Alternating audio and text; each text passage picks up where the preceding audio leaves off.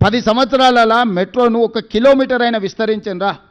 7 కిలోమీటర్లు ఓల్డ్ సిటీలో కట్టాల్సిన మెట్రోను ఎల్ఎన్టీకి అమ్ముడు పోయి ఎల్ఎన్టీ దగ్గర కమిషన్లు తీసుకొని వాళ్ళని బెదిరించి బ్లాక్మెయిల్ చేసి సచివాలయం ముందు మన అసెంబ్లీ ముందు నుంచి టన్నెల్ పోవాలి, పైనుంచి పోతుందని బేగం బజార్ల వ్యాపారాలను దెబ్బతీస్తారని 3 సంవత్సరాలు ప్రాజెక్టును ఆపి 1000 కోట్లు ఎల్ఎన్టీతో వసూలు చేసుకొని ఈరోజు ఎల్ఎన్టీ మునగడానికి కారణము కేసీఆర్ కేటీఆర్ కాదా? మీరందరూ సజీవ సాక్ష్యం కదా. ఎల్ఎన్టీని ఎట్లా బ్లాక్మెయిల్ చేసిండు చంద్రశేఖరరావు?